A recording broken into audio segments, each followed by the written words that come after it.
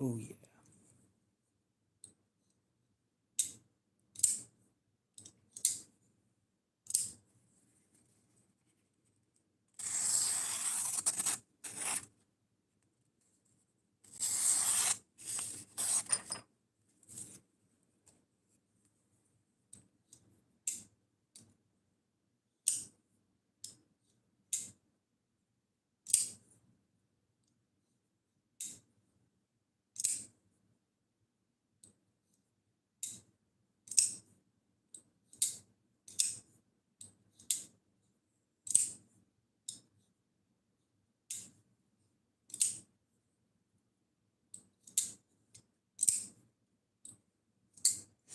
Looks like it's going to be another one of those streams, I guess.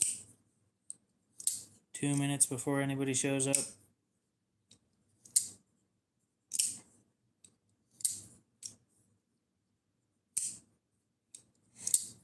Aha, I was right.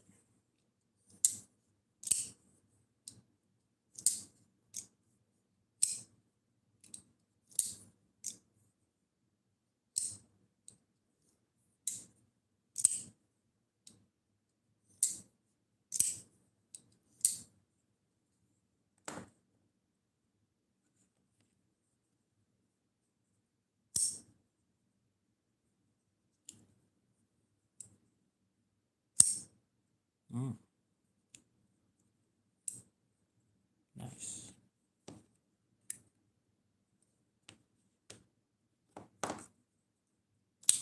Ground Fog, what's up? How's it going?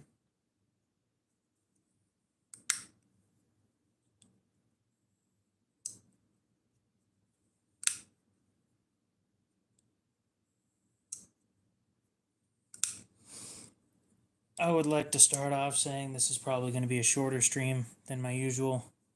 My back is killing me and this chair does not help. However, I always stream on Saturdays, so not stopping that now.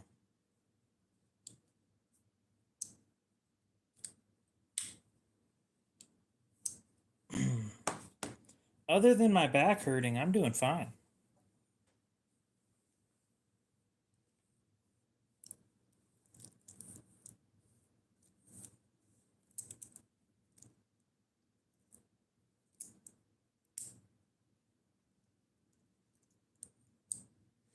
Quinn, welcome back.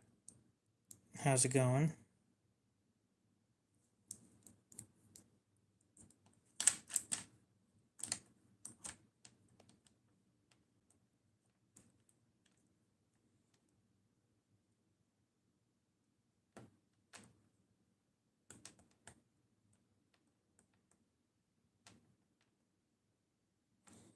Well, that's good. Oh, my other watch is still running.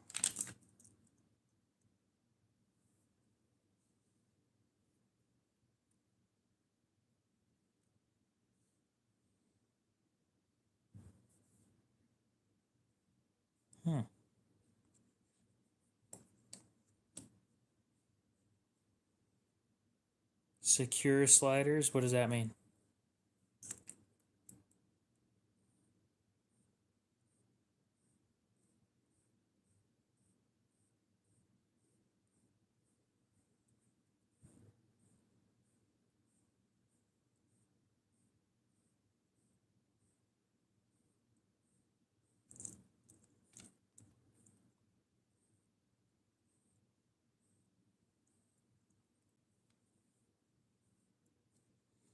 Oh, the tip retention locks.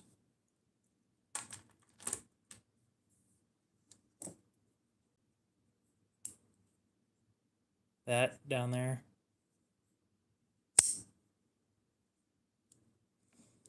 The Supreme Eater. What's up? Yeah, most of them on the leaks, when you buy them used or broken,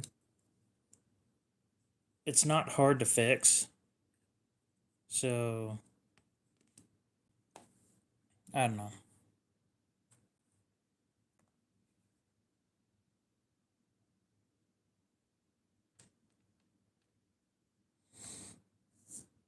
And you get free parts too, so.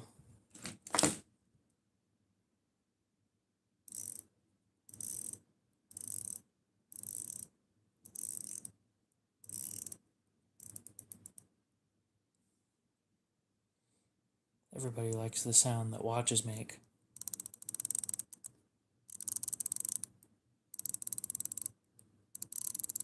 My favorite blade steel is 154 cm.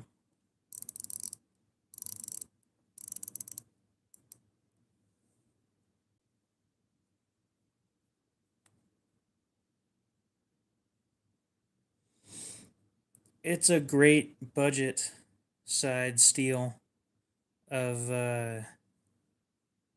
it's like budget MagnaCut. It's kind of good at everything. It holds good edge for a decent amount of time. It's easy to sharpen, and it's fairly stainless. Well, this is a leak.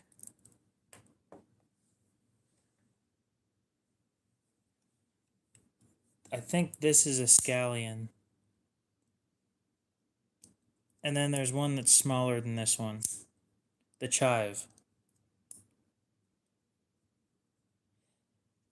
I think you subscribed last night. Appreciate that. The chive is tiny.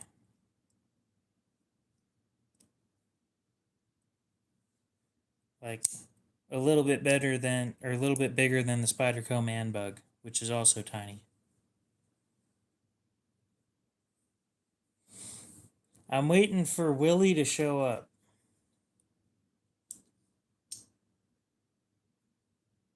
He didn't show up for very long last night, and I forgot to show him something.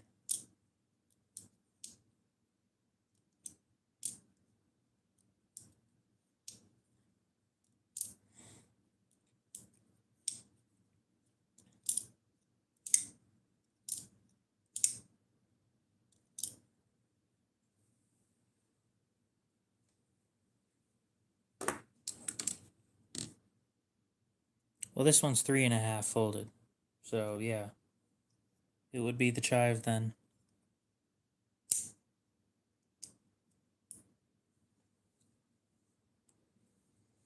Oh.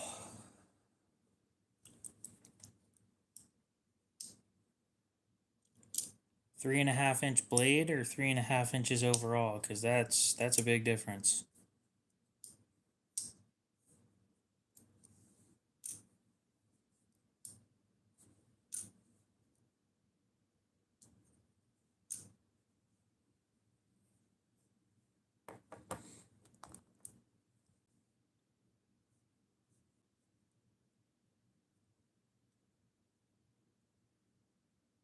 Tell you what, I'll set up multiple watches so that you guys can see what time it is. It's a Gerber LST. Give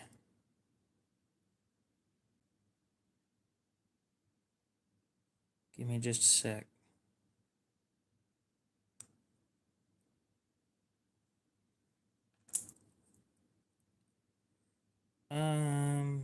Favorite knife. 3.5 inch.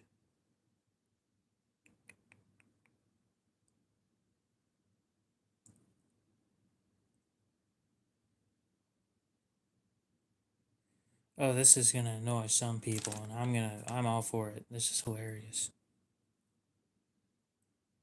But my watches aren't perfectly synced.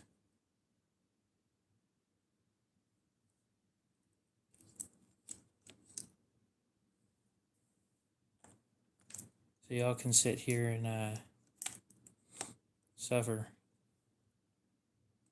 Well, this one ticks first, and then this one ticks.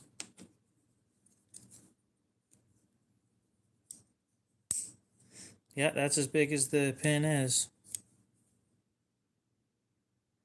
That would be it.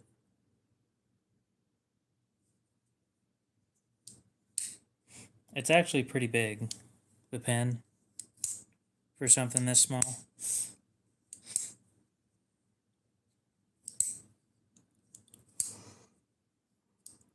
We'll see you later, Quinn. Have a good one.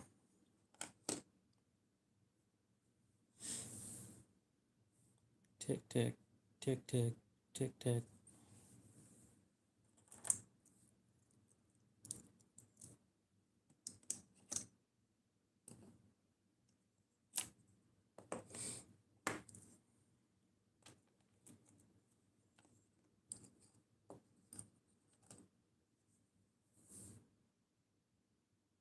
And that one's way off.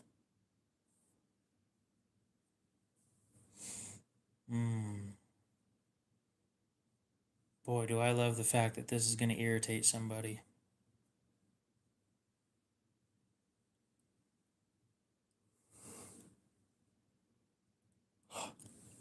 Oh, this is what I was carrying today.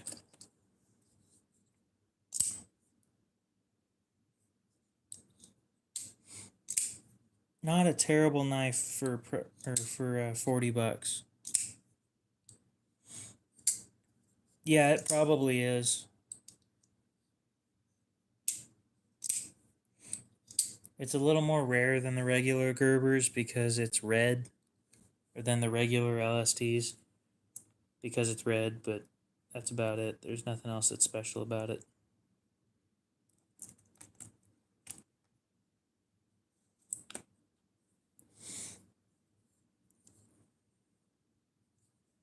Can I take this apart? Please.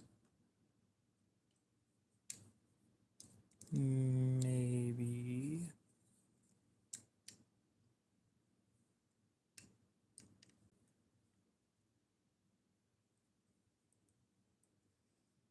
That one came loose.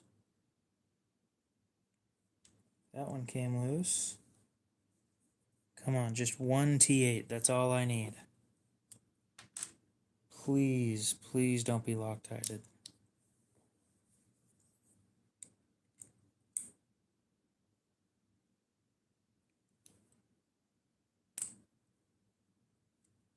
That one is too tight. Fire. Let me go grab some fire real quick, and I'll be right back, and then we'll take this thing apart. I've never taken one of these apart yet, so not very often that you need it, but fire is always useful in times like this.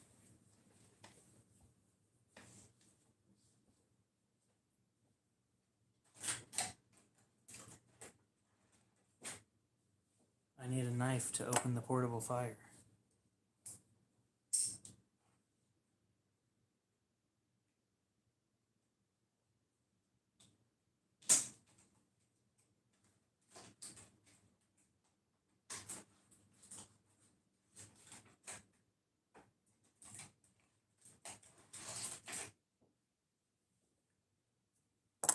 Pink portable fire. How about that?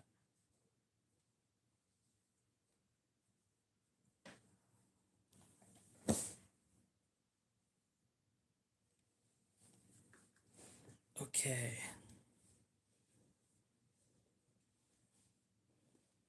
Now help me out, pink portable fire. Let's move all this other crap out of the way. And I hate to do this, but it's all I have.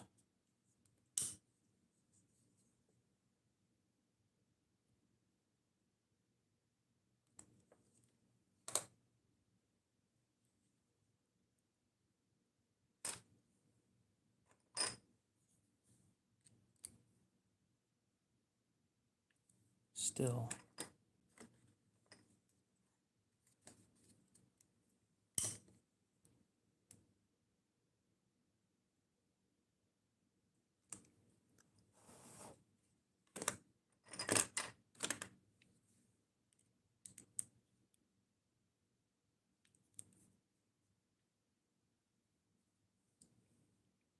Well, that's not coming undone.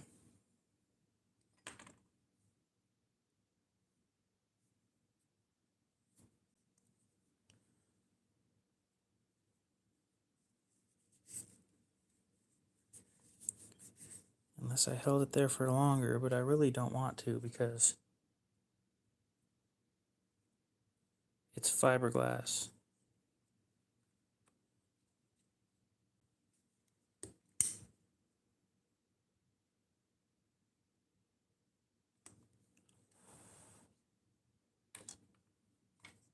these.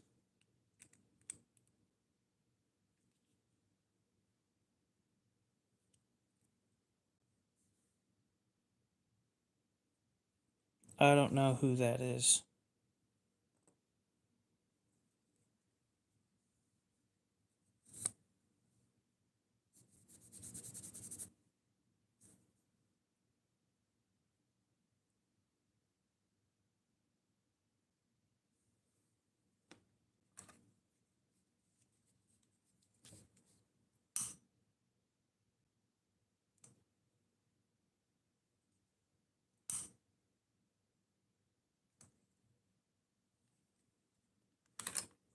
Now will you come loose?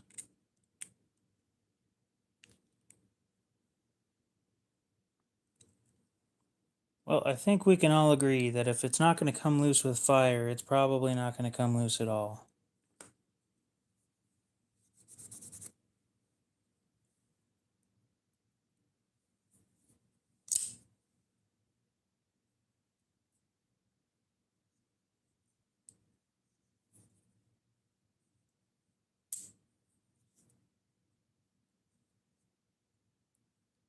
Because that shit is actually toasty now.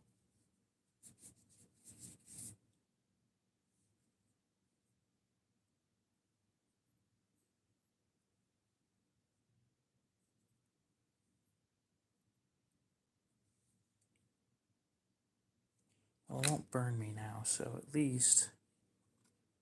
Here's what I'm going to try.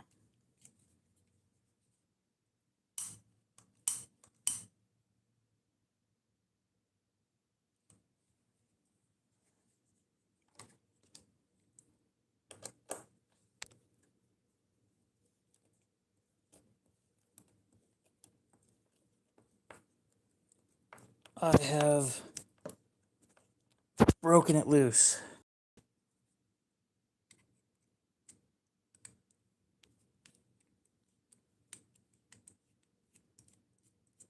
Turns out it just takes fire.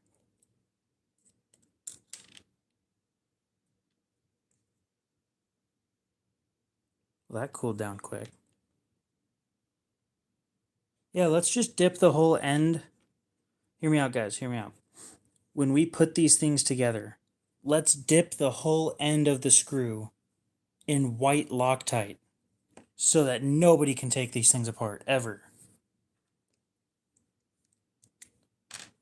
What a bunch of dicks.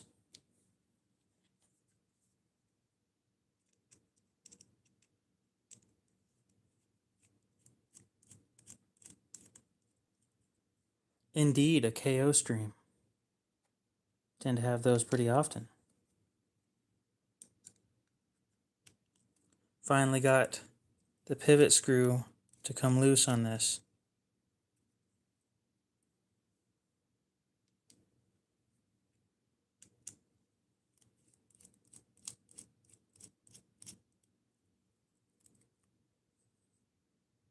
Ah, the insides of the icon knife.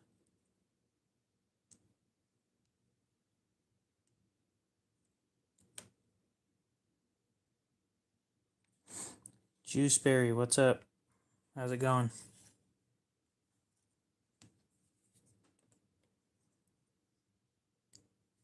So yeah, I had to use fire to get this thing to come apart. Y'all missed all the fire, although there wasn't a whole lot of it, but you did miss it. All right, Prybar, where did you go? There you are. Wonderful.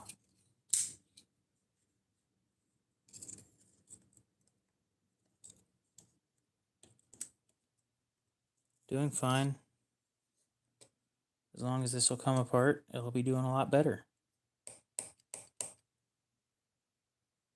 My back's killing me, but that's part of being old.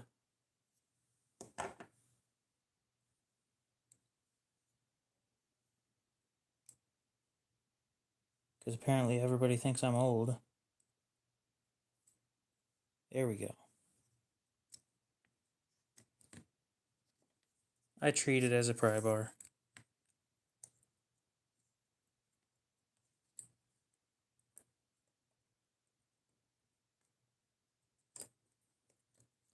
It is my most scratched knife. And I bought it with all those scratches, so...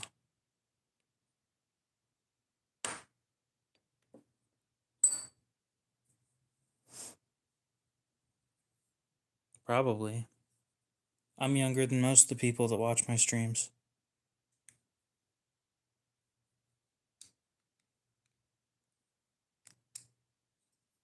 I'm younger than a significant portion of my subscribers.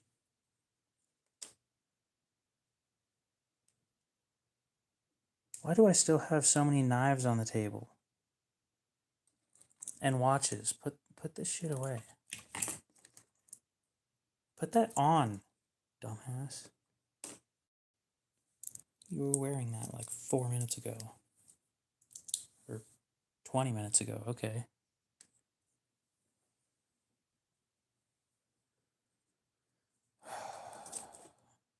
I'm still waiting for, not Charlie, for, oh, come on, what's your name?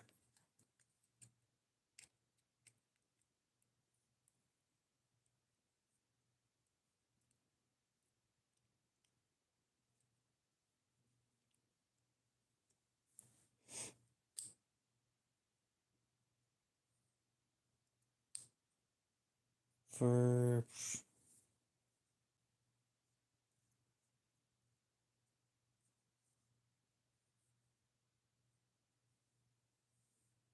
Yeah, Willie, yeah. Like, I just said his name earlier, too.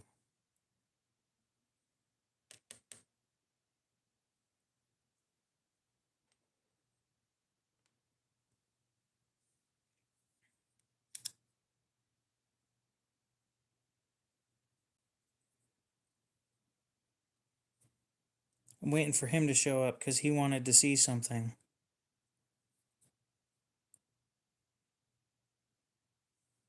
And he showed up yesterday, and then I forgot to show him yesterday.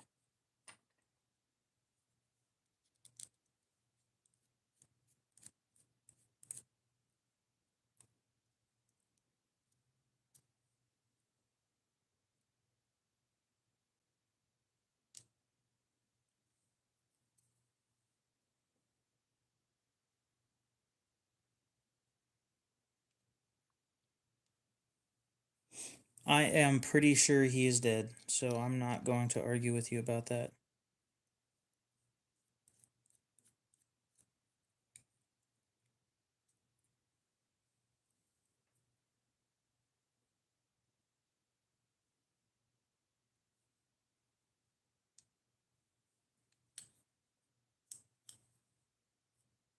So yeah, I've never been able to take one of these things apart before.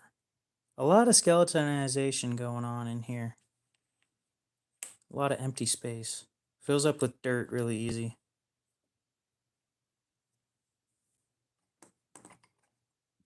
Put up the portable fire. Here's the thing that you may forget is that you can take videos of people before they die and then upload them after they die. Fun fact.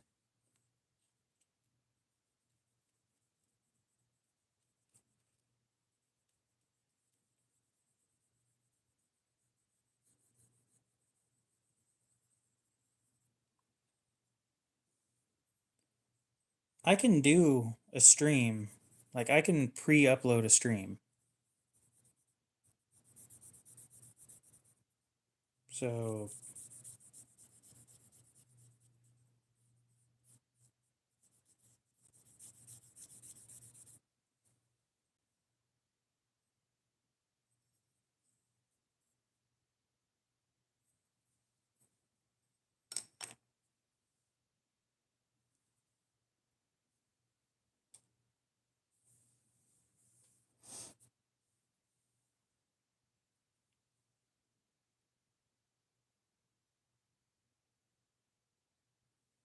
Well, you have fun with that. I'm going to continue cleaning this.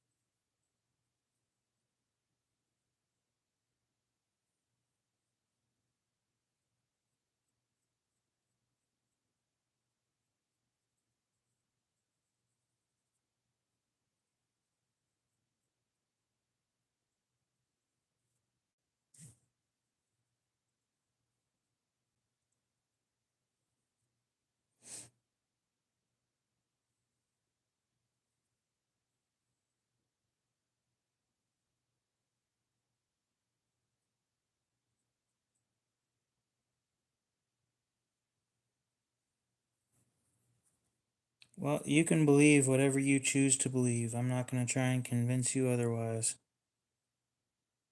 That is not my responsibility. My responsibility right now, cleaning this knife that I've got taken apart. And then putting it back together.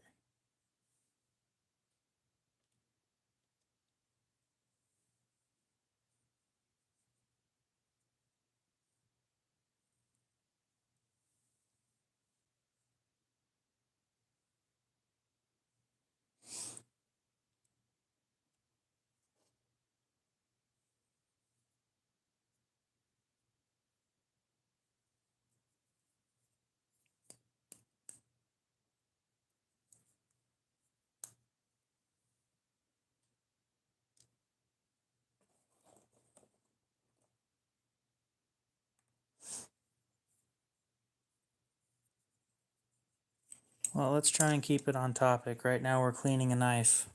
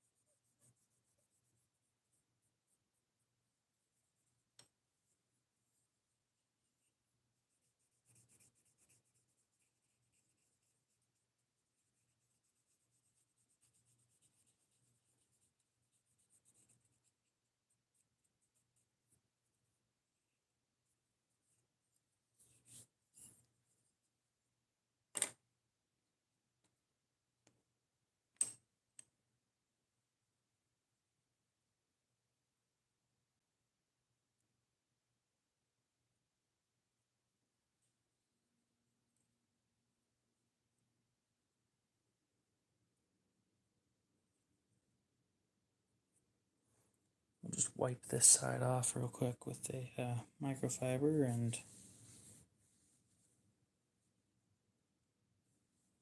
continue on to putting it back together.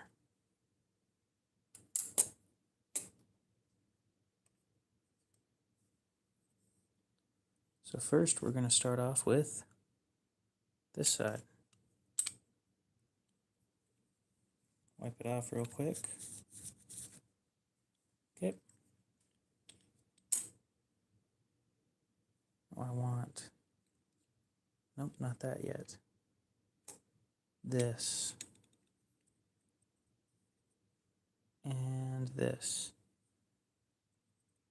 Cool, so it's not captive, which kind of sucks, but what are you going to do about it?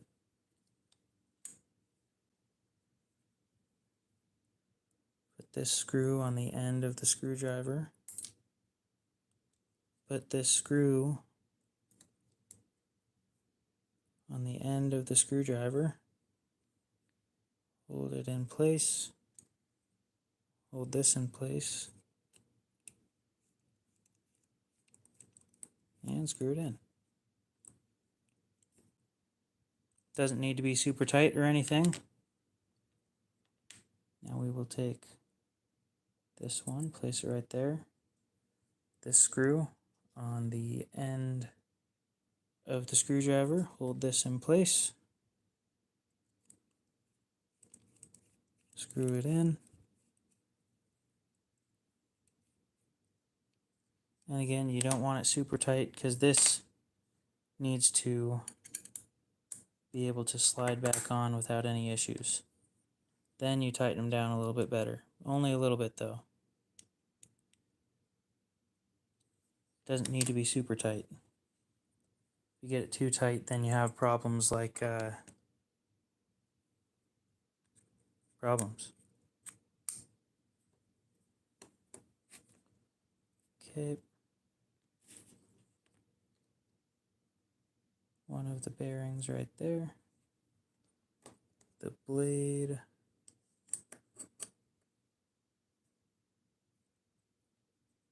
The other bearing. Right there.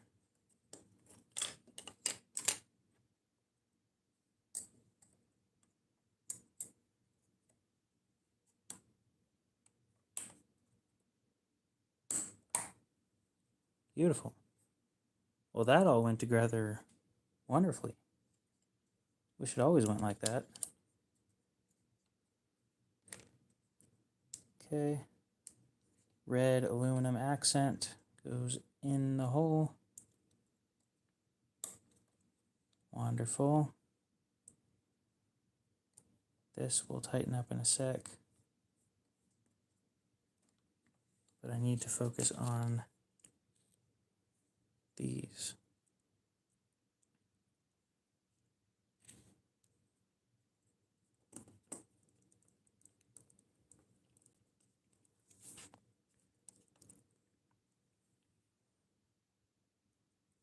Flashlight might be helpful.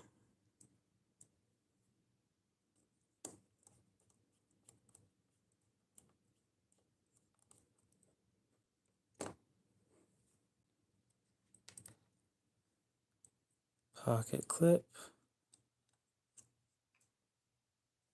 That's right, it goes in the square hole.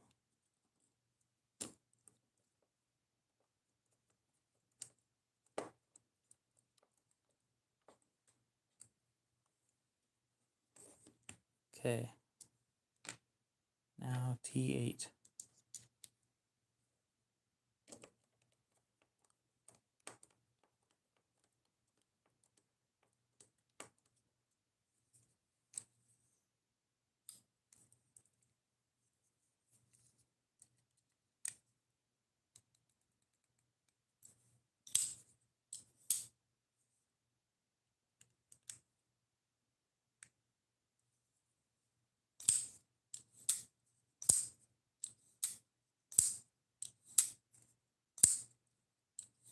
Oh, and that's all it took to fix the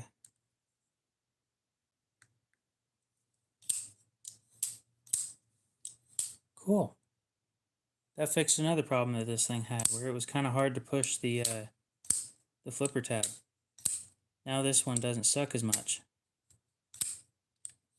And all it took was a lighter. Wish I would have known that a while back.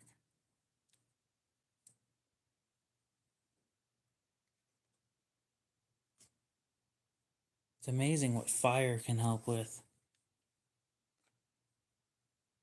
It can help with lighting candles. It can also help with other shit.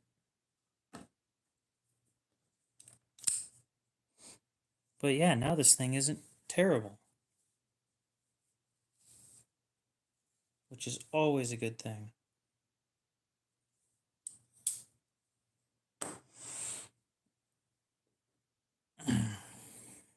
Now, I want to smell sugar cookies right now. So it's candle time.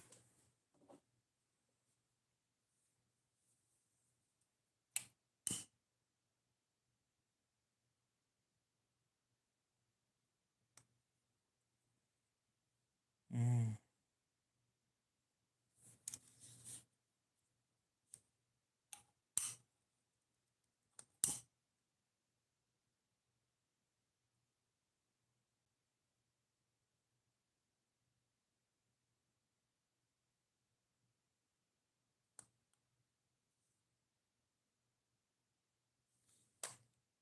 Candle.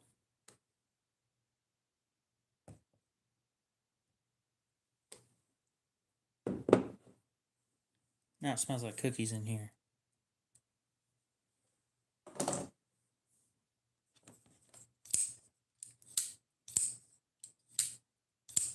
Yeah, overall, this isn't a horrible knife. Especially now that I've taken it apart and I know about the insides. The bearings are a little underwhelming. They're nylon caged steel.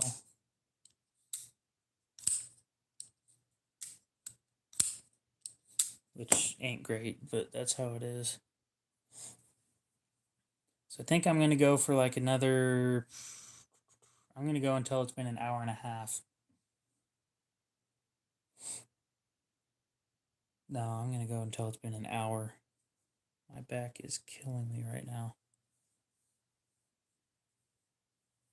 I'm sure Aiden knows what it's like. He's old.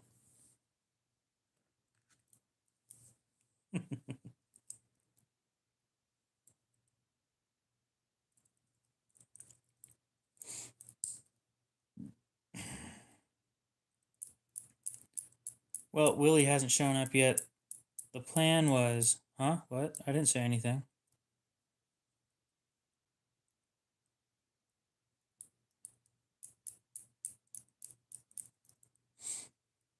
The plan was to show him this.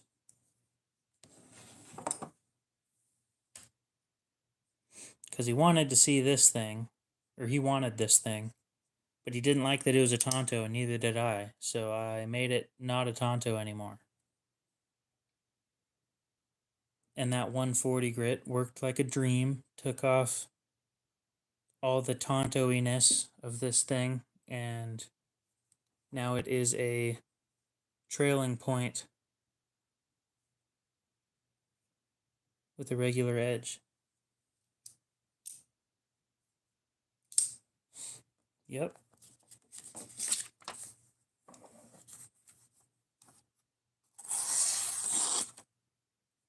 Works perfectly all the way across.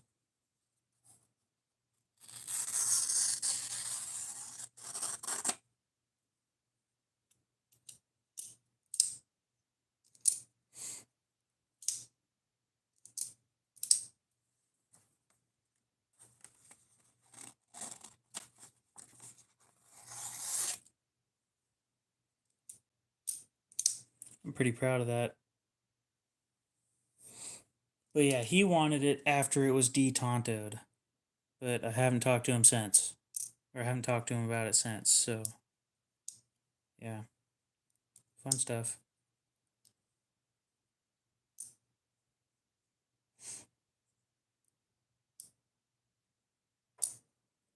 I wonder what the easiest knife to take apart with,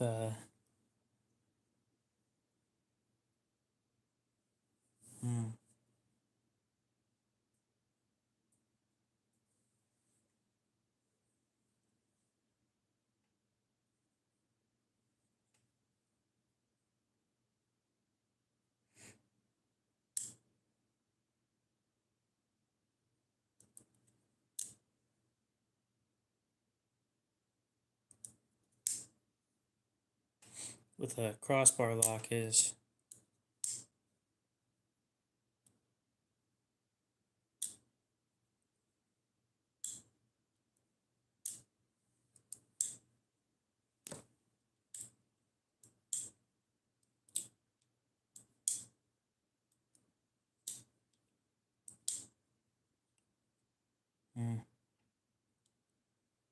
I've still never taken apart a crossbar lock knife, so wouldn't know what that's like.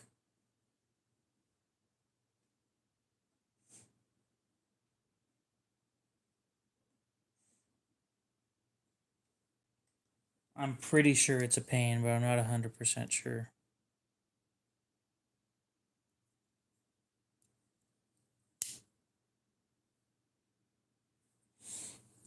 The biggest piece of trash that's in my box.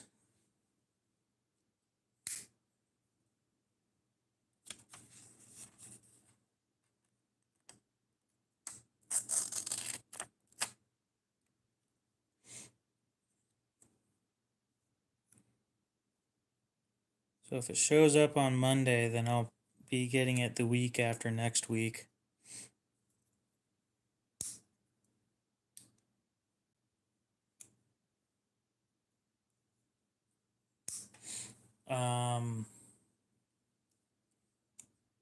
What kind of microscope are we talking about?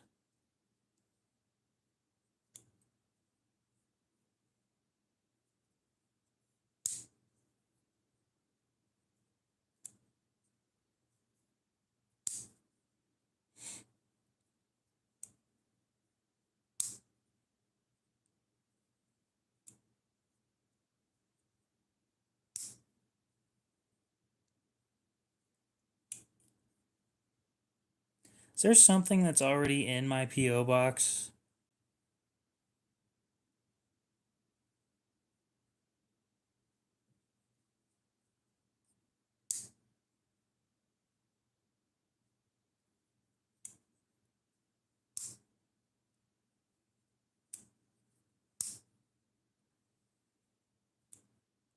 Might want to bring that up.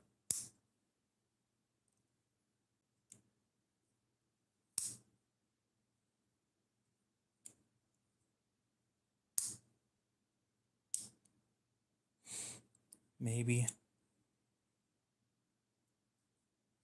I guess I'll check tomorrow. Because I think that there was supposed to be another stone, but I don't know. I never remember anything worth crap. I think I'm going to go sell this at a pawn shop for like $2 if I can.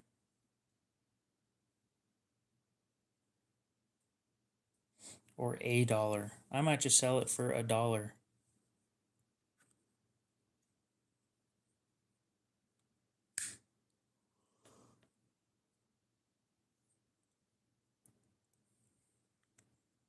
Brand new, it's $4.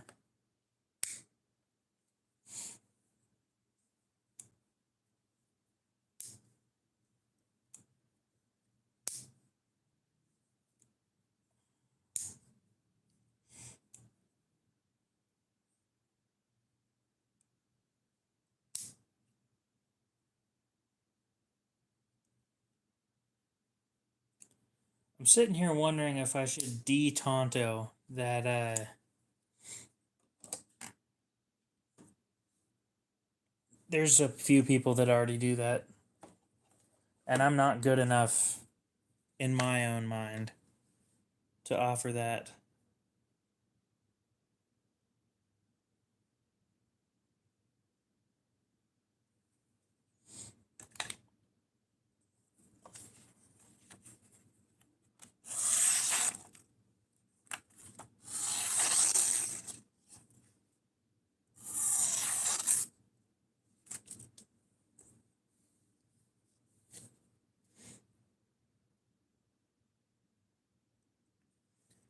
It looks to me that maybe we need to sharpen my companion. This is going to take forever, even with the 140.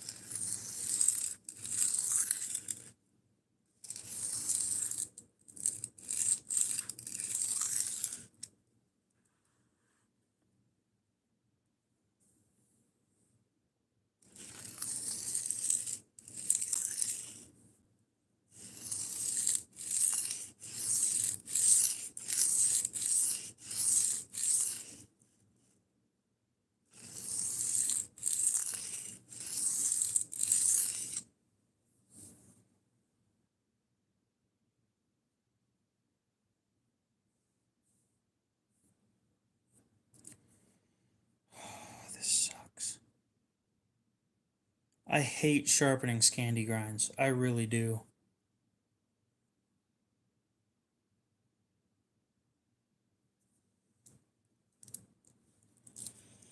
Yep. I have the proper equipment. I'm not 100% sure that I'm great at it. And every once in a while I screw up, and when I screw up, it's bad.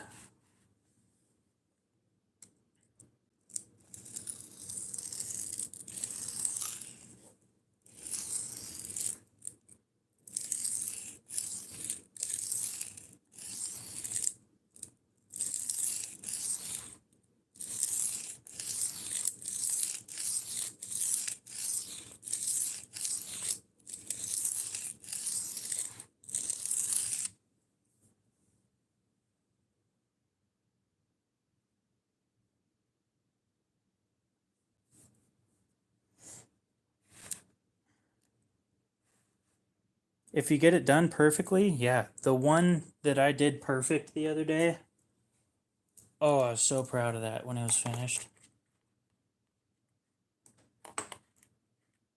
The Tesseract Tactical.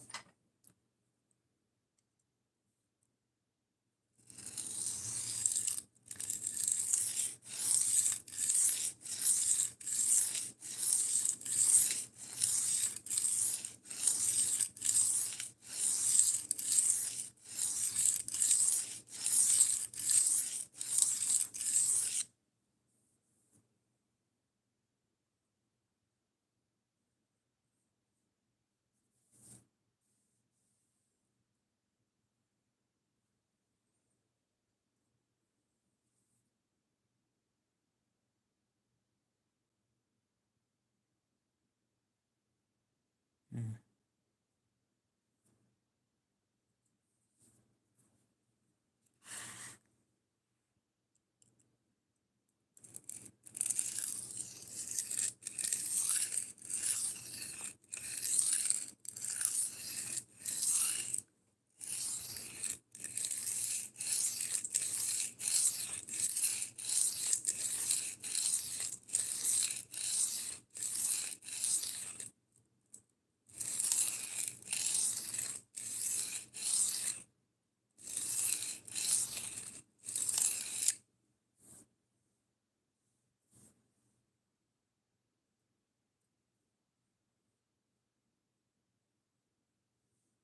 For a what?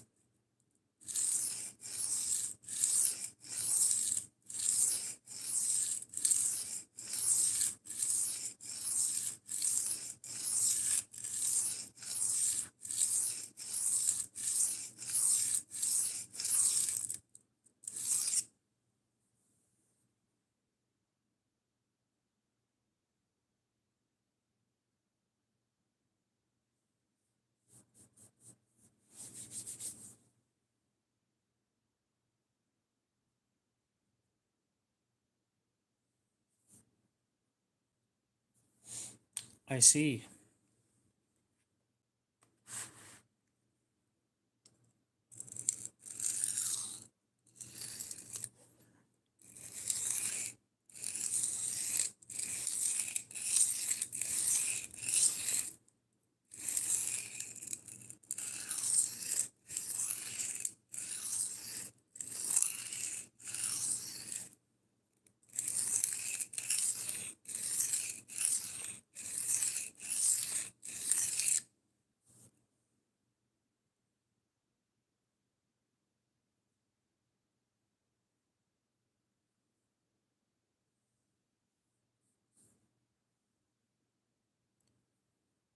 I did once, but somebody else did it before me on that one, so it kind of just happened. I just fixed what they fucked up. On this one, I'm not. On this one, I'm doing the whole bevel. Scratches all the way up and down.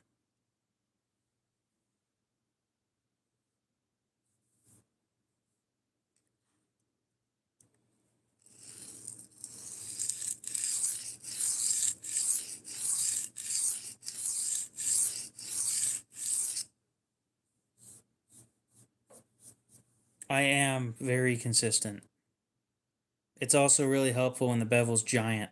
So it forces you to stay consistent. You just kind of go like flat, flat, and then hold it at that, and that's it. It's really easy. Honestly, I think everybody should start off with one of these and learn how to sharpen with this, because this is a piece of cake. It just takes forever. What's up? We're sharpening a knife.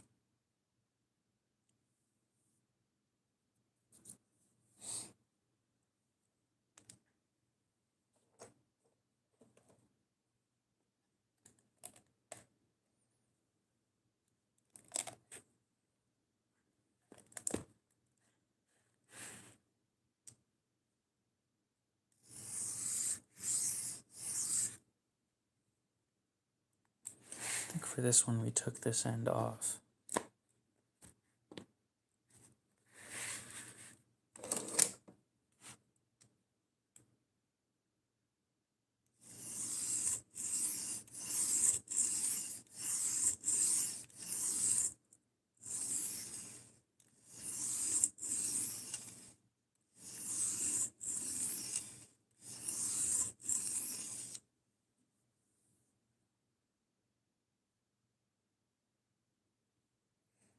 Oh, this should be noticeable.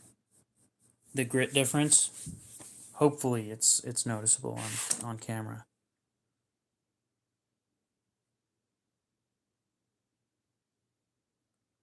So the grit here is the 140, and this side's the 400. It is so much smoother on the 400 side than it is on the 140.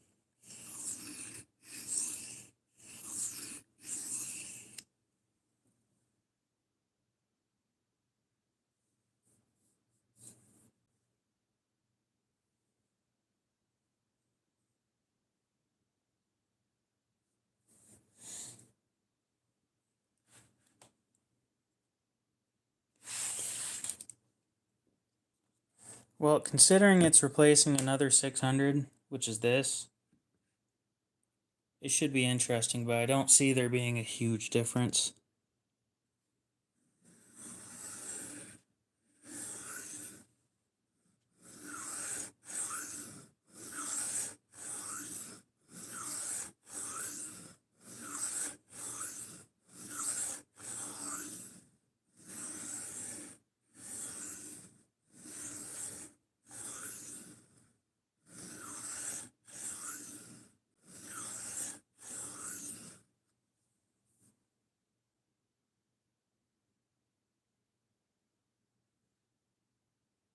Let's move up to 1,000 on this side and then show you guys the difference between 400 and 1,000.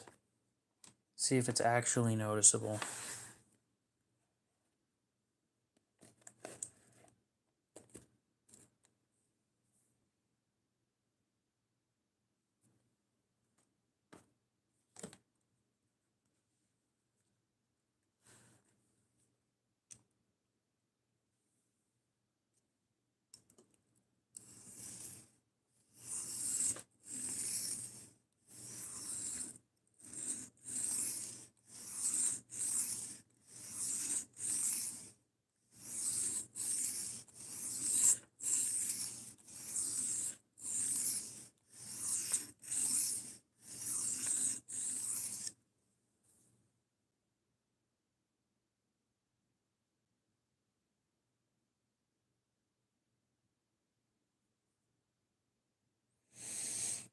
Not a huge difference.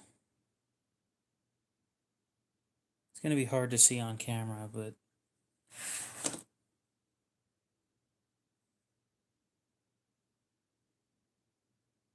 this is the 1,000 grit. And this is the 400. Maybe it's easier to see on camera than it is in person.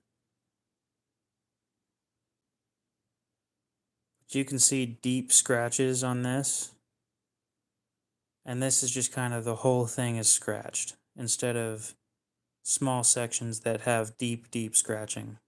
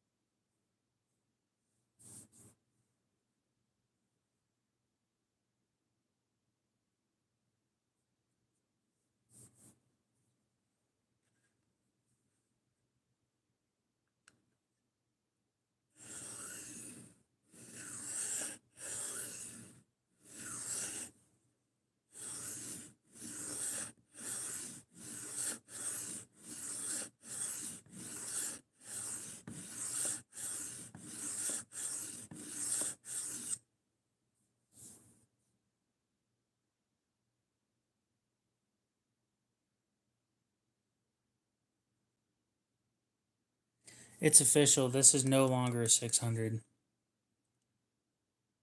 This is a higher grit than my 1000.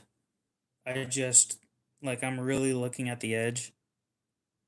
And when you've got such a large edge, it's blatantly obvious that this is a higher grit now than it used to be by far.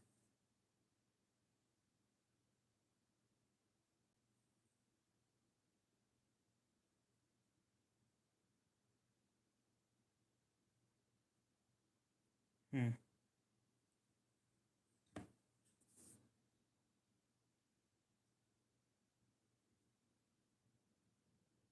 Interesting. So I've been skipping from 400 to a high grit, whatever grit it is now, back down to 1000.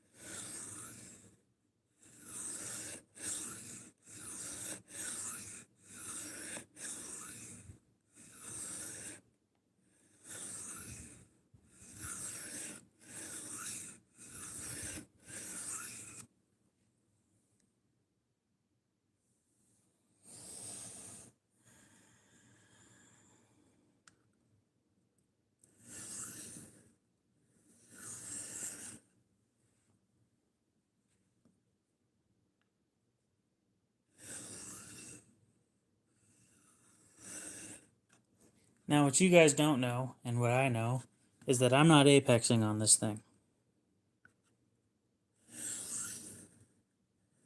There's a section in the center of the blade right here that hasn't been removed. And if I do remove it, it's going to take an insane amount of material off.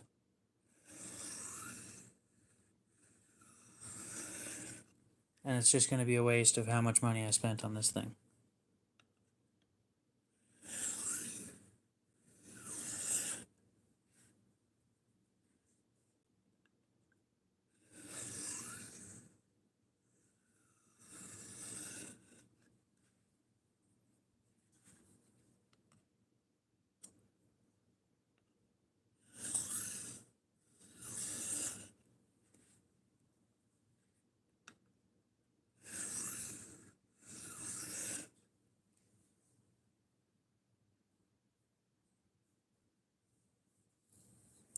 Closing in. Yeah. The tip is about the only sharp section. But if I was going to try and actually get it sharp, I'd have to do a micro bevel, and I really don't want to. So I'm just going to continue doing what I'm already doing.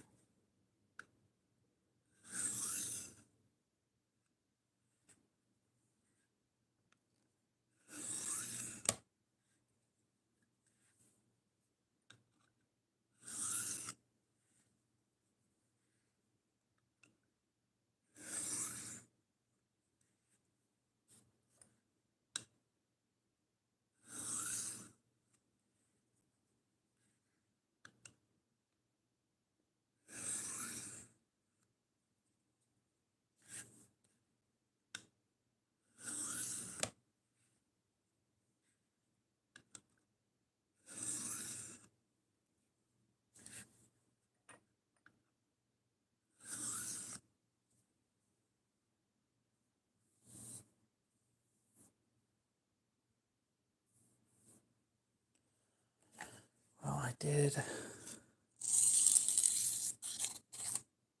remove the burr from the tip.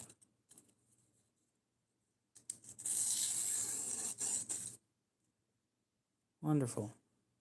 Well, that is good enough for me.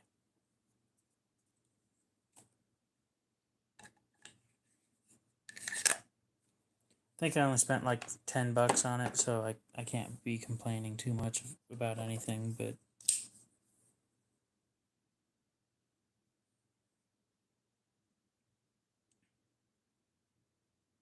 there's some chips in this one.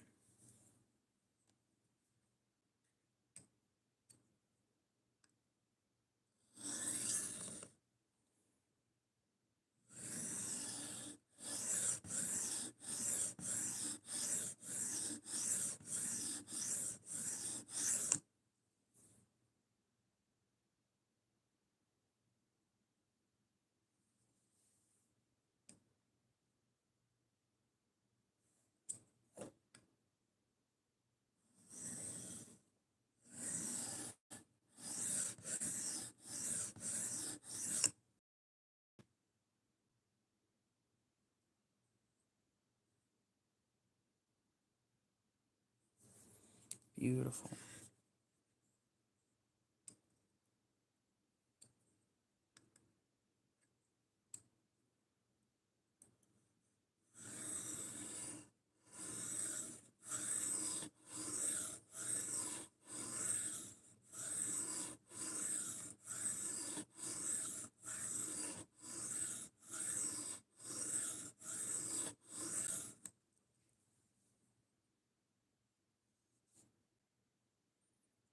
So we're putting a high grit finish on D2, which is something that it doesn't care for particularly.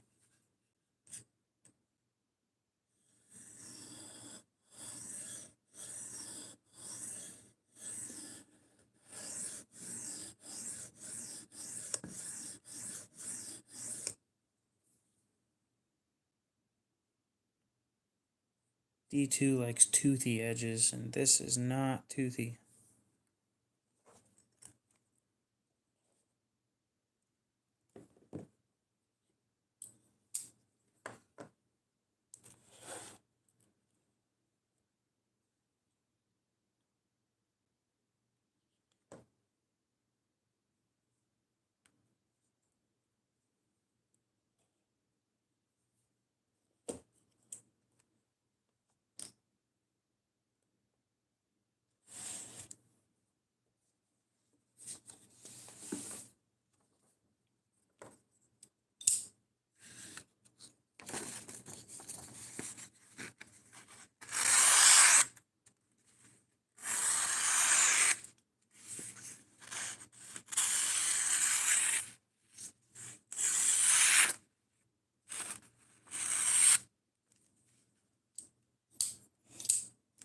What you gonna do against that, Brad Buckner?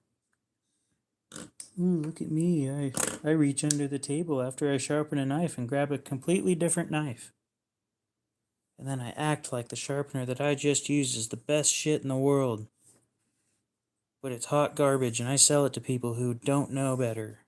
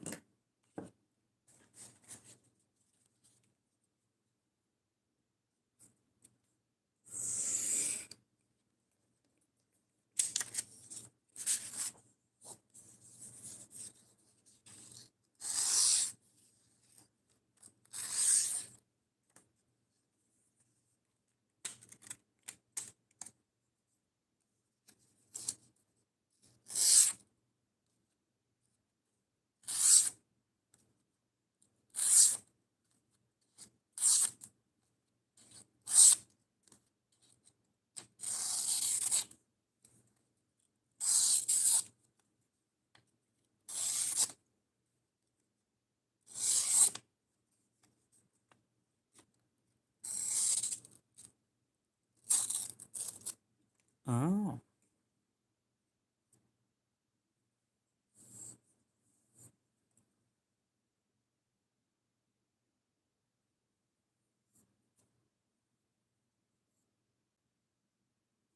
Yep, no, don't see it.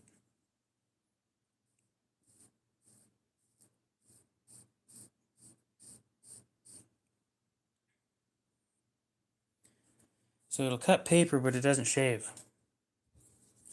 That means it's not sharp enough. Which means we start over again. I was hoping I could start or end on just the one grit, but so be it.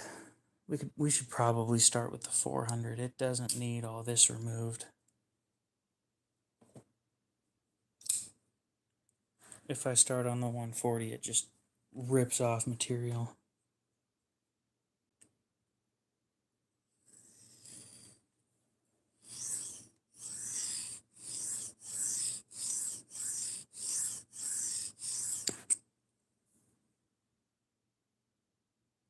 Beautiful, looking good. No burr, which is why it's not that sharp.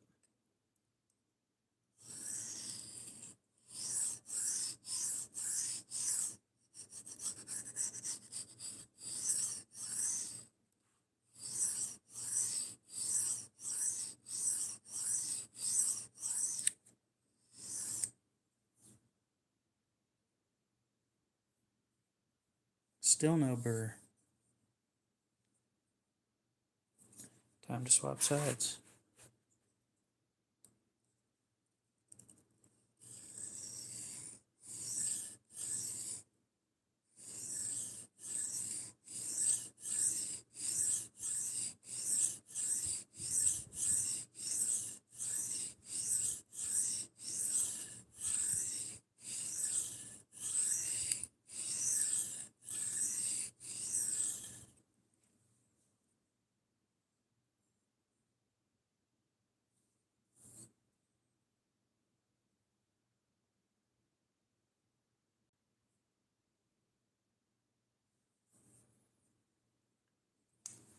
I didn't want to start on the 140.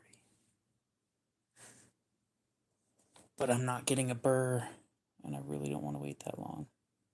I've got like another 17 minutes before I'm ending the stream.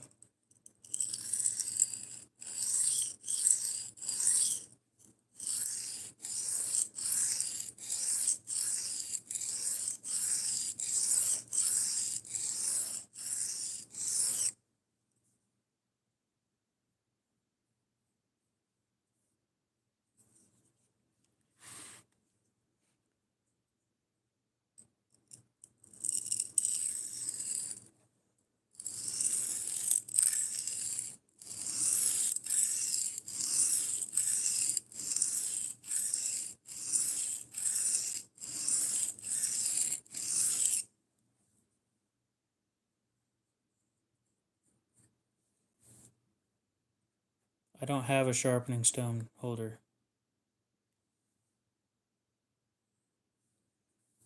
I've got a box with a stone on top, with a stone on top. And that right there, the burr's already started, so.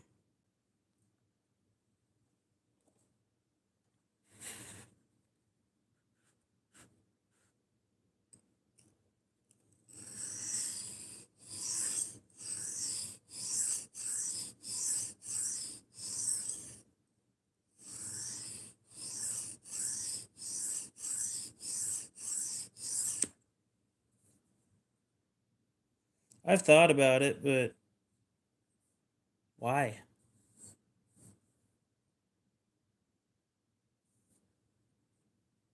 The box does a good enough job most of the time.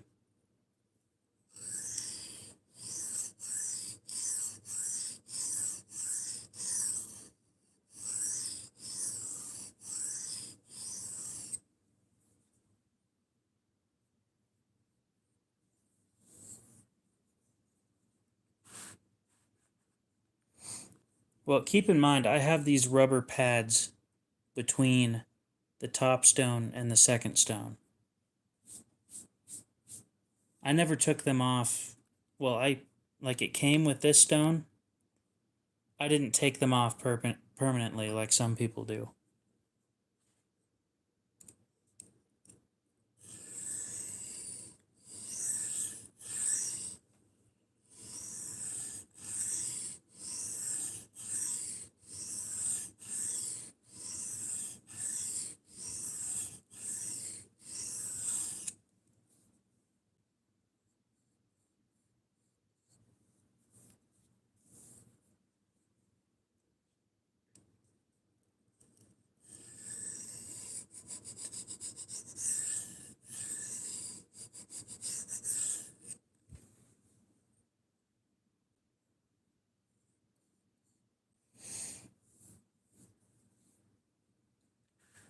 I don't know. I'm just trying to put the least amount of work as possible.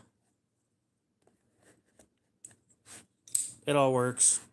I don't question it.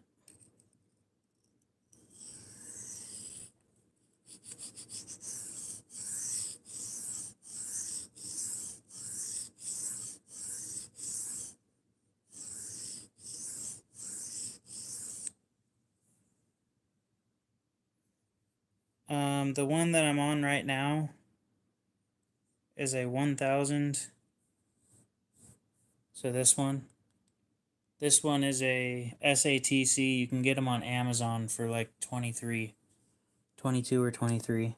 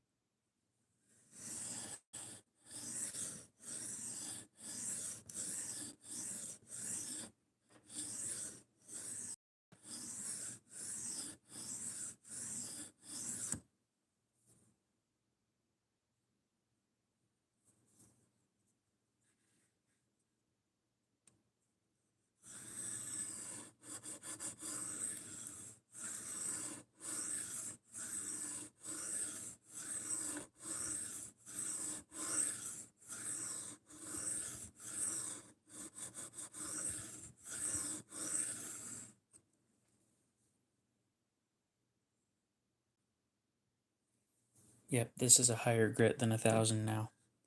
Once upon a time, it was 600.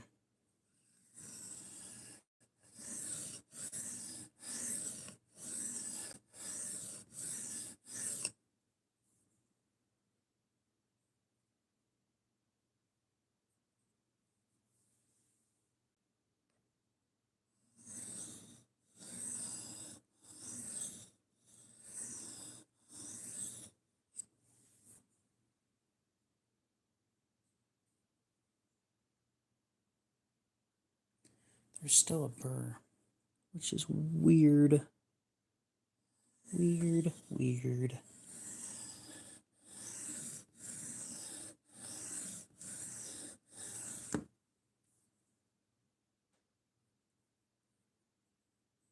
Better. A lot better.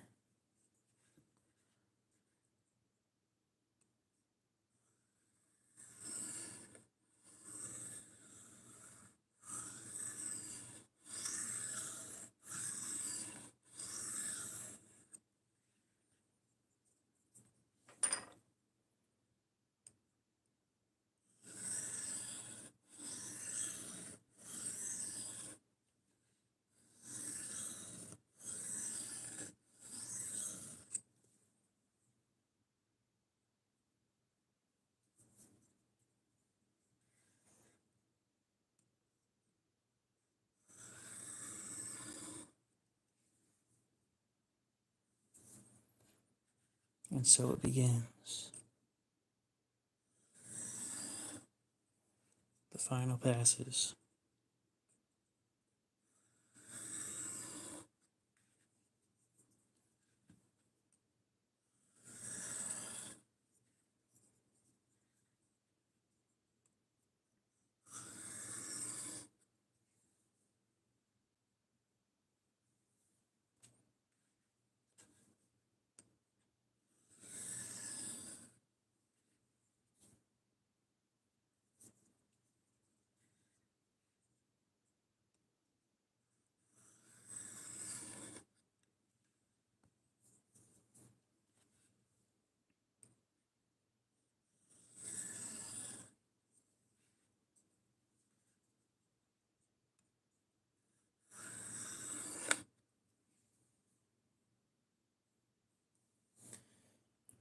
Time for softer passes.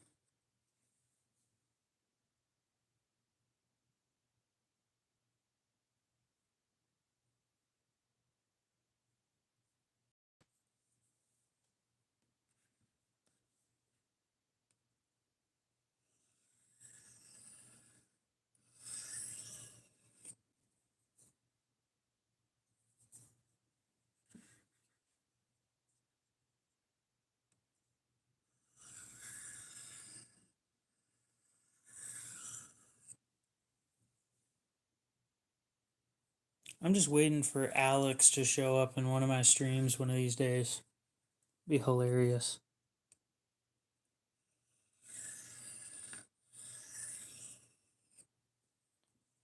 Just ask him, where am I going wrong? Why won't the burr come off?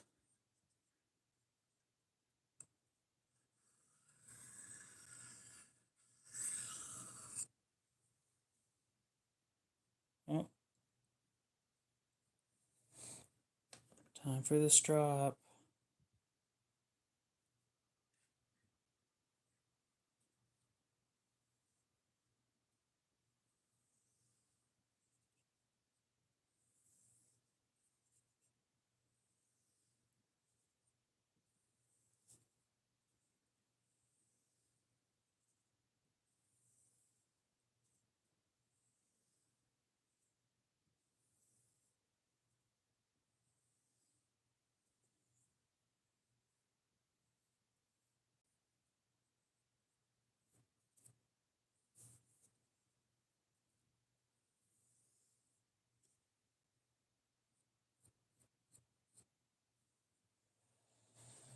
Paper time.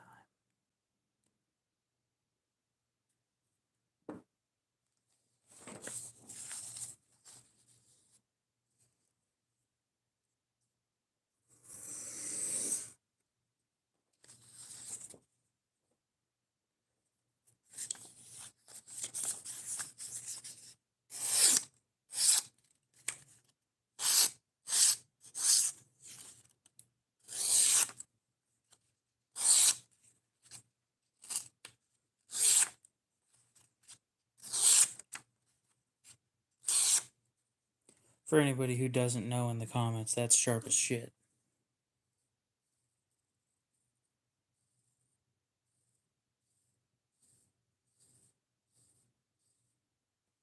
Well, it's hair popping sharp now, which means I have a bald spot on my arm. But is it hair shape or hair whittling sharp? Probably not.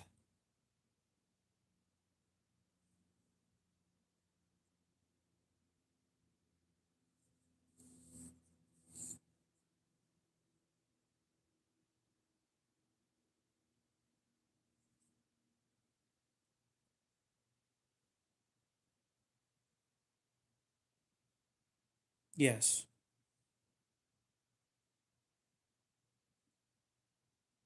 It does. And it is not hair whittling sharp.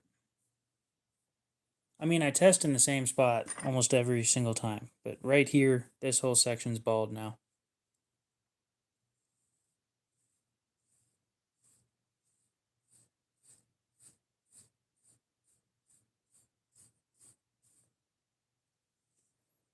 That's all that was left.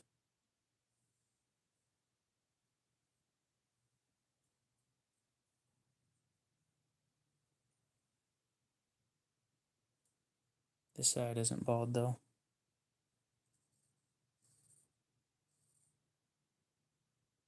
Wow. Okay, so let's get rid of all that crap that I just shaved off. Here's what we're going to do. One pass. Right here.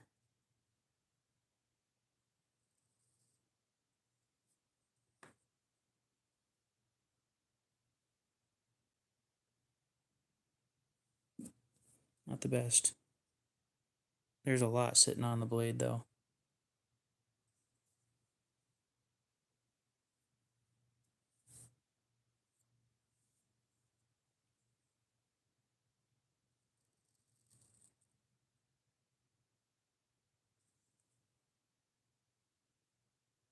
One pass. Just cut all that off.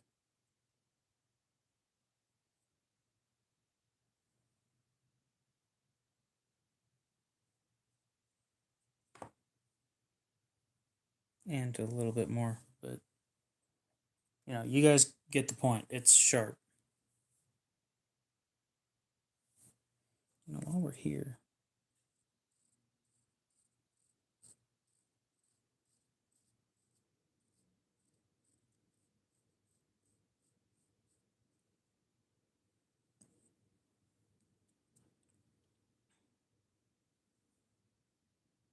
I don't know about you guys, but I don't like my watch pulling on the hair that's on my wrist.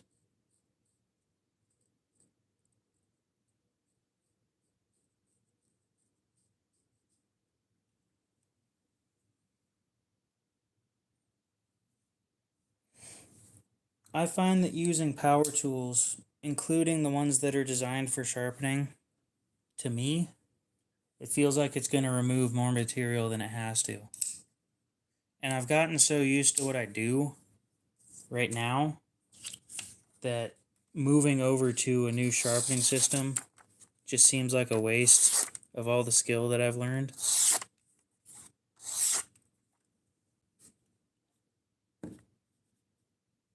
I've spent months learning how to use this, and just to throw it all away by getting one of them fixed angle systems or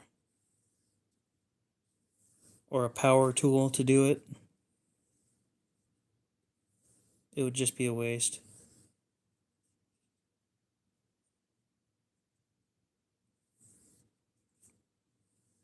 Sure, you're making a quick pass, but it's also hard to judge what you're doing. And you only get a set amount of angles that you can choose from, unless you're doing like a belt sander. But even then, a belt sander, see, I do this thing every once in a while. It's not very often. But when it happens, it's easier to not show it when it happens while I'm sharpening here.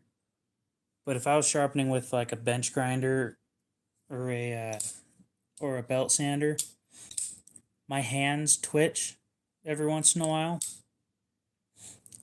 Like I'll be sitting there sharpening and it'll go like just a slight move, and when holding it like this, it doesn't move a whole lot. But when you're sitting there against a belt sander and you twitch, it removes a shit ton of material all at once, and then you just fuck yourself over.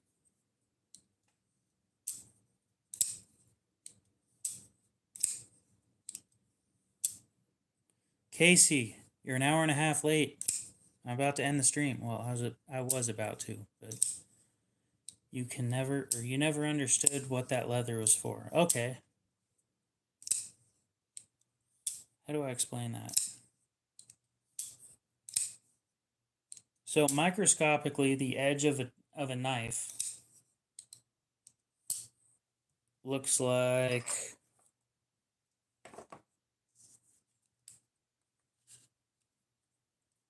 let's just have this as the edge, right?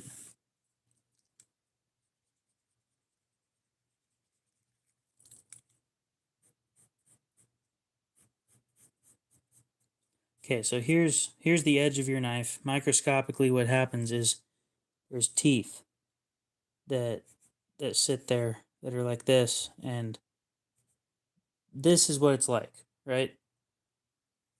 So what happens when you're using the strop, which is what the that thing is, these teeth sit there spread apart in opposite directions, and what it does is it realigns the teeth.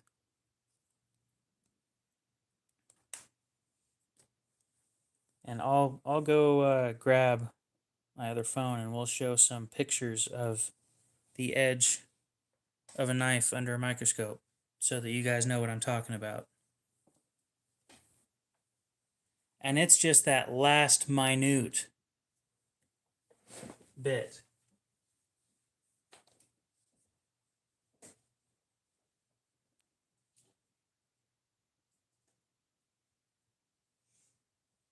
It gives you like that final 5% of a sharp knife. That's all.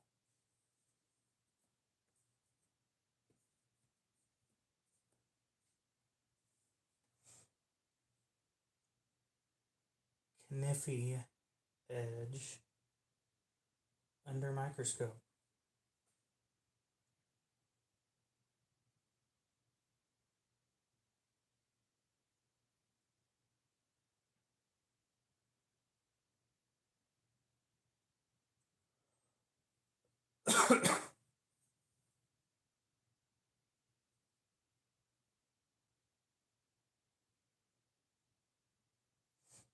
Let's see here. Man, I want Google. I want to show you guys pictures. I don't want to show you a video on YouTube. Images.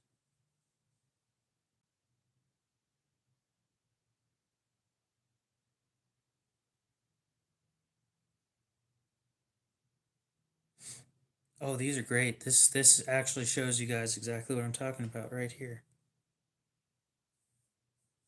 So this is what the edge of your knife looks like when it's sharp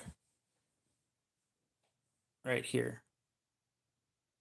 This is under a microscope. It's tiny teeth that are the very, very, very edge.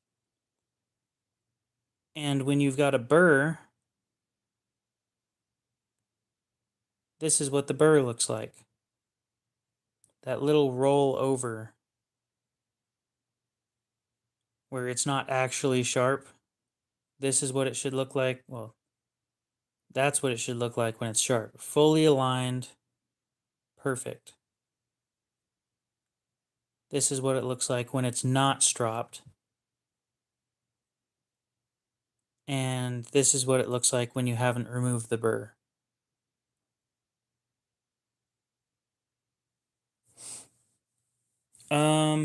It's optional. It's always optional. The strap is or strop is completely optional.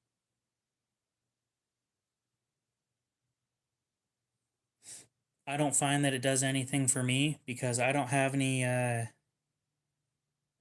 micro or any diamond paste or anything on it. It's literally just a piece of leather right now.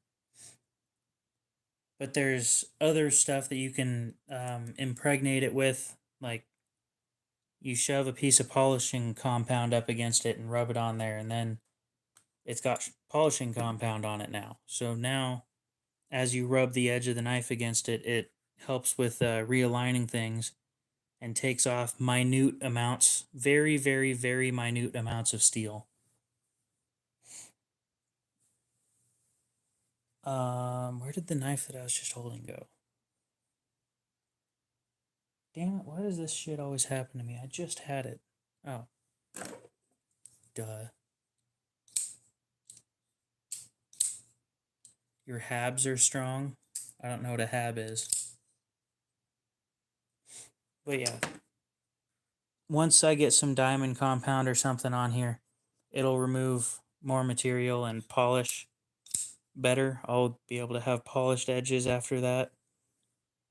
And that polished edge might set me over the hair whittling side of things. I doubt it, but it might.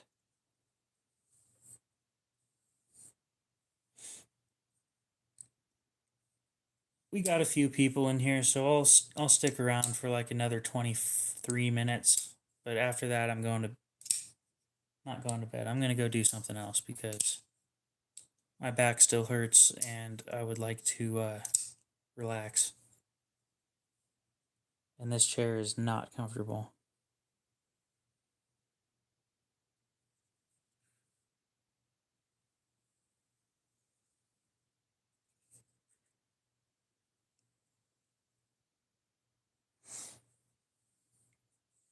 So I'm assuming the people that we have in here are people that are supposed to be asleep right now, but are scrolling through YouTube Shorts, and I just popped up. So, if that's you, hi, how you doing? This channel is all about pocket knives and stuff like that. One of the things we do most of here is we disassemble pocket knives. I find it entertaining. Some people find it entertaining. You might learn something. You never know. I also teach how pocket knives work, how the folding mechanism works, and everything in there. There is a lot of learning that can be done on this channel if you just stick around for a bit. Anyway, we just had this thing apart. I finally got it apart after using some fire. It needed a bit of fire. But we're going to take it apart again because I don't see why not. It's not going to hurt anything, and it's always helpful to learn.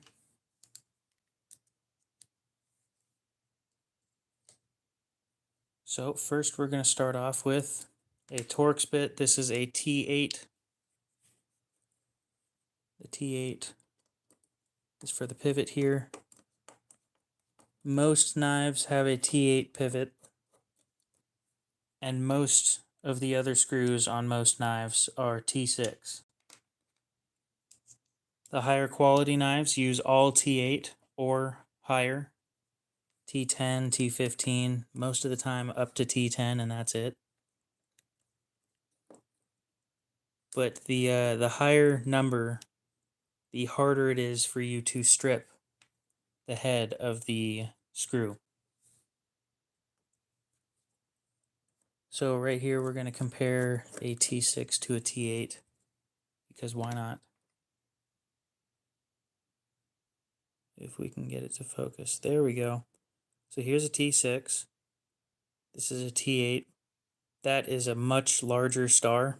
It gives you more surface area so that you can put on more torque without breaking something. This is a T6. The T6s strip very, very easily. Both the tool and the screws strip pretty easily. You got to be careful. Don't use too much force. You don't want to force anything too bad. So what I do is I grip like this. I do quick motions, just quick, small turns. That way you're not putting too much torque into it and it doesn't hurt anything.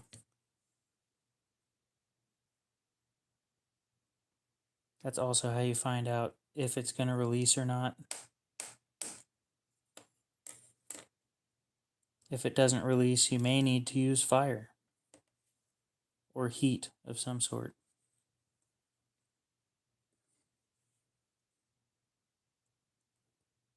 Okay.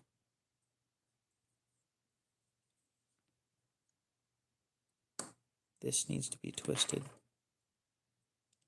which I was able to do it by hand earlier. There we go. Okay. So this will pop off. It will, if I do it right, there we go. So you can remove the blade now. This one's on bearings. Move this out of the way and slowly wiggle it off. There we go.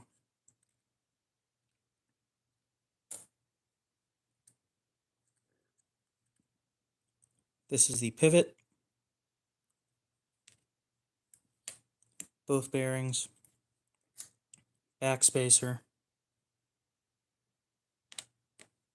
These are called barrel spacers. And honestly, you could go without the back spacer on this one if you wanted to. It's not, I don't think it's necessary. So you hold on to the barrel spacer.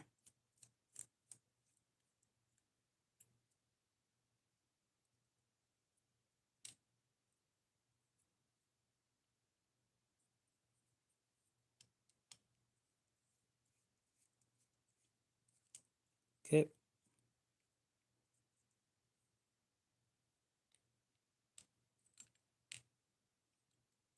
This right here, the inside metal piece, is called a liner. This is called a scale. So this one has nested liners, which means they sit nested inside of the scales. You can't see them from the side, except right here. This also has nested liners. You can't see them. But if you open it and look inside, you can see liners inside. Not all knives have nested liners. I'd hazard a guess and say most don't. This, you can see the liners from the outside. Anyway, as we are putting this back together,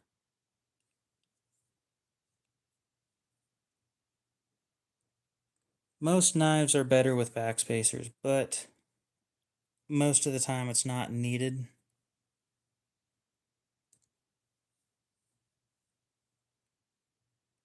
Okay. I go backwards when tightening this at first until it lines everything up, and then I screw it back in.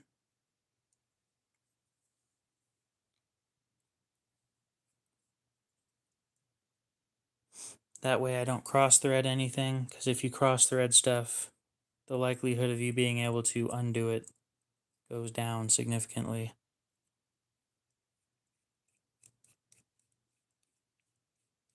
And most of the time you can tell if you're going to cross thread it.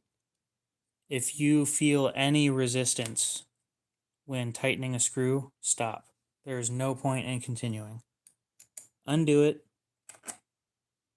Push down on it lightly while you're undoing it, and once you hear a click, then start retightening it.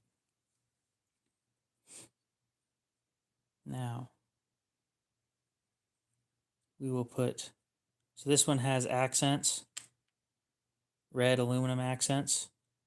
They go into this section right here, and then the pivot goes into the hole.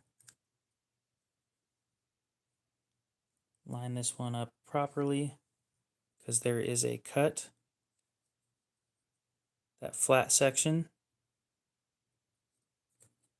is where this right here goes. There's a flat section in this hole. They line up. If they don't line up, then it's not going to fit. Not all knives are like this. I think it's just this one out of every one that I have. But that's good information to have. That's called a captive pivot, where the pivot screw or the pivot nut side won't spin freely. Most knives have a captive pivot system nowadays. Some don't, but most of them do. So this one has a stop pin. The stop pin is unremovable. It is part of the blade. So it sits there, and it stops right there, and it stops right there. Those two positions are fully opened and fully closed. So it stops right there, closed, and it stops right there, open. We will put the other liner back on. Press down, and it all clicks into place. And I'm an idiot. I'll explain here in a sec. It happens sometimes, but I forgot to put the other bearing in.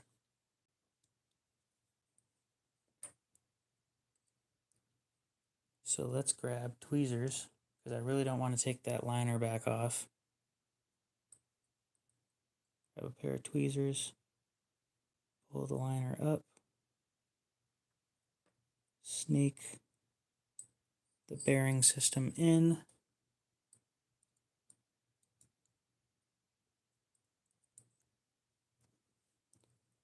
until it falls down. Beautiful. Okay. Magnetized blade. Now that's not fun to play with. When you have a magnetized blade, it can cause problems. Specifically like screws, like the tiny screws over here. They'll stick to your blade like that. And you really don't want that. It's a big pain in the butt. So there's things that you can buy, like this. Sometimes it works, sometimes it doesn't. This is called a demagnetizer. What I'll do is this side demagnetizes,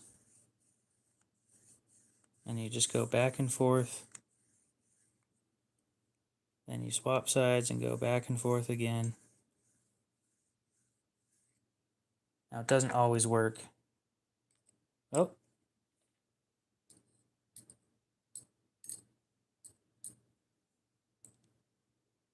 The screws no longer stick. There we go. Beautiful. Okay, so now the other scale goes on. G10 up here, carbon fiber right here. G10 is pretty average nowadays. It's used a lot. What G10 is fiberglass. So if you ever decide to modify your scales or something that are made out of G10, you want to be careful because you need to wear a mask. You should wear eye protection, like a full respirator setup, because if you don't and you breathe fiberglass, you're going to have lung issues. I'm pretty sure it's impossible to get fiberglass out of your lungs. And I can only imagine that that is a very painful situation. So we will screw this back into here. Screw this back into here.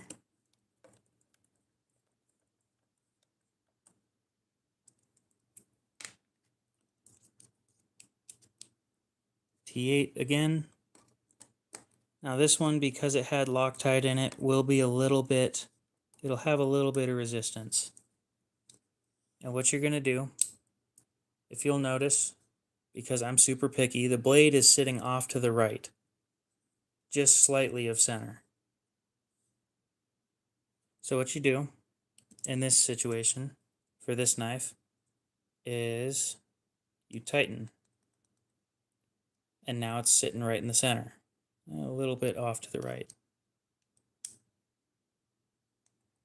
Beautiful.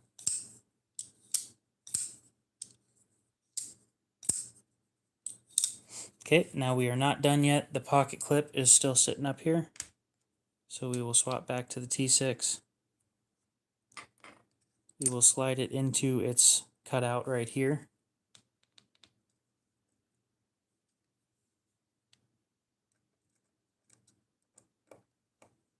Go backwards and then tighten it. Now if you'll pay attention, I'll do it again. That click. That click is when you know it's time to start screwing it in instead of backing it out. And you want to do it immediately after the click. Because if you let it go a whole lot further than immediately after, you might cross-thread it anyway.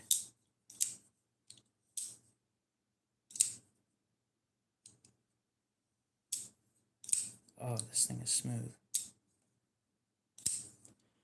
Not a bad knife for 40 bucks. D2, G10. A milled steel pocket clip. I got this one for 25 from a pawn shop. It has a lifetime warranty. Quinn, welcome back. Anyway, we got about another 8.5 minutes. I'm willing to bet that I can take a knife apart and put it back together in less than 8 minutes.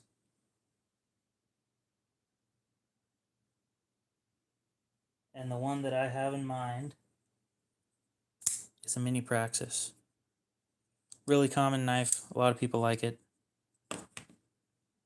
So, once it hits 8 minutes left on the stream, we will start. 3, 2, 1, go. So this one uses mostly T8s.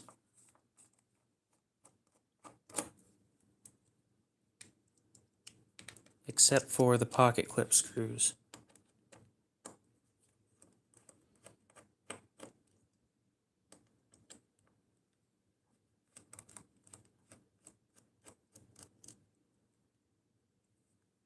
Okay, pocket clip is off.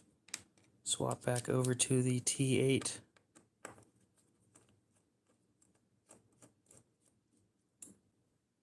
Okay. Take the scale and the liner apart.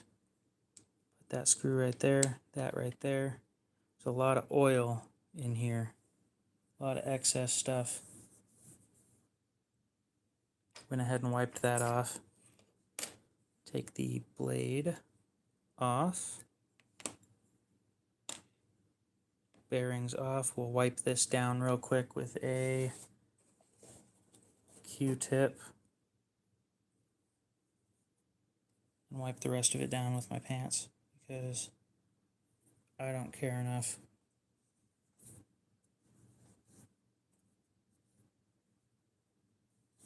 Much better. Okay.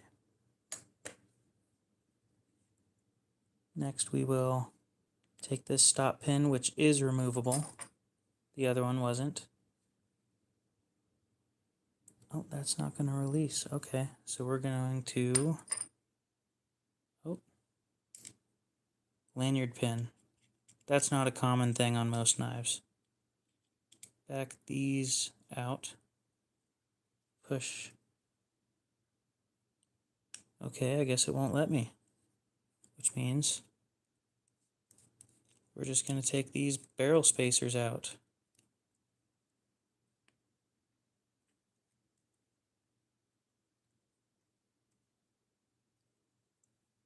Gimme. Thank you.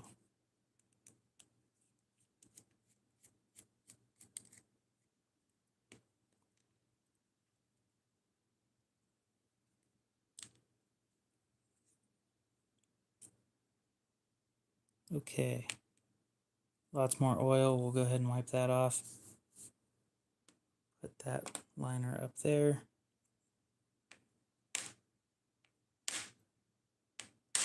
There we go. Now it released. I'll go ahead and wipe all that oil off too. Okay. We'll put the pivot back in its perfect spot. We will take this liner and line it back up and stick it back in.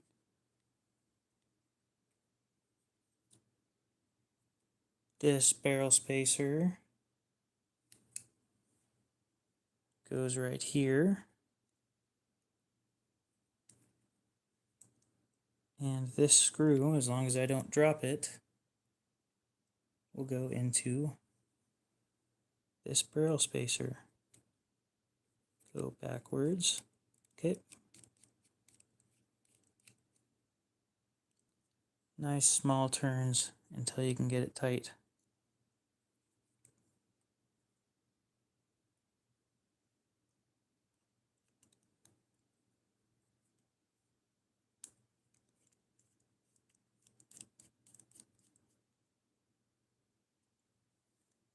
Okay. Bearings, blade, stop pin, lanyard pin goes on this side right here. Other bearing set, other liner. You're going to want the blade to be open all the way. Makes it a lot easier to line everything up. Push. This one there's no click because things just fit perfectly. Drop that on. This back screw right here for the barrel spacer.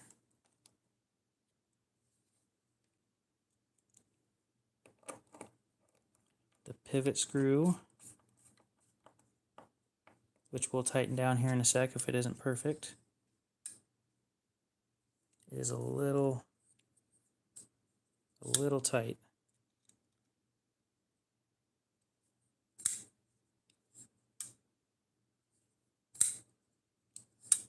Centering looked good to me. Okay.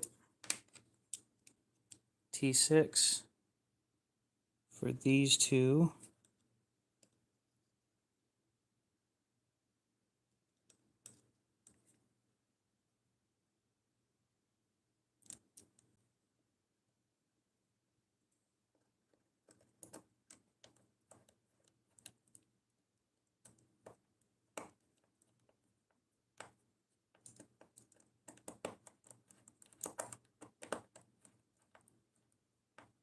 Done.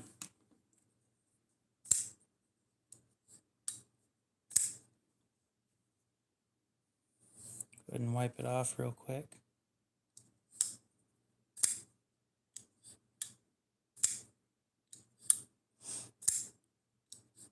I have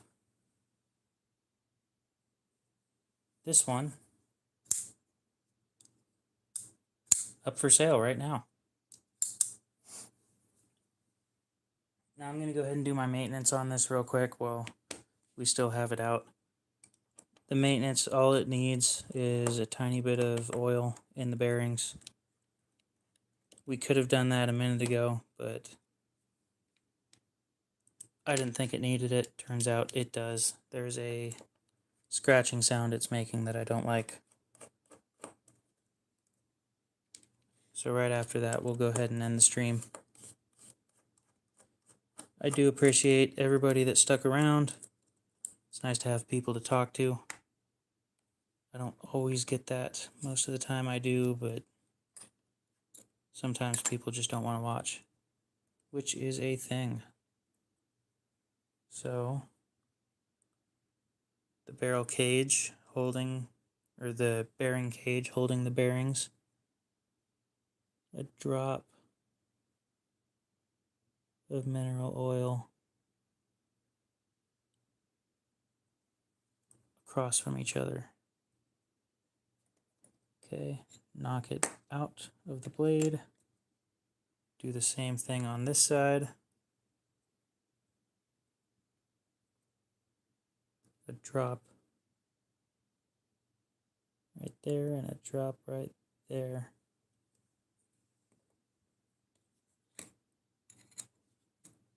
Blade back on. Bearing set. Liner.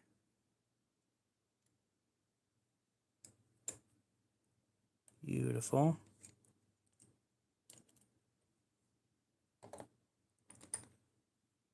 The scale. Pivot screw.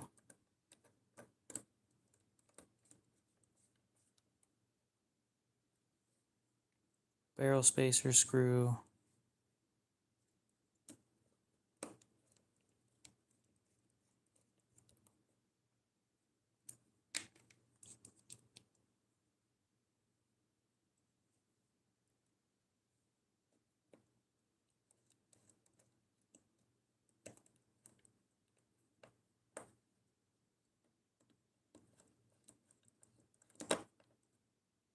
Okay. Now, is it centered? No. It is slightly to the right.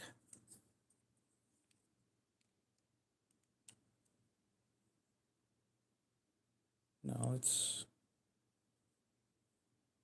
slightly to the left. Beautiful. Bam. That's going to be it for today's stream. Appreciate those of you who were sticking around till the end. And yeah, this is a Civivi mini praxis. The knife that we were working on earlier was the where'd it go? Oh. The Harbor Freight Icon knife. Hopefully you guys have a great rest of your night, and we'll see you in the next one, which is probably going to be next Friday. And next Saturday I'll be streaming with somebody called Eagle Scout EDC on YouTube. Anyway, see you guys.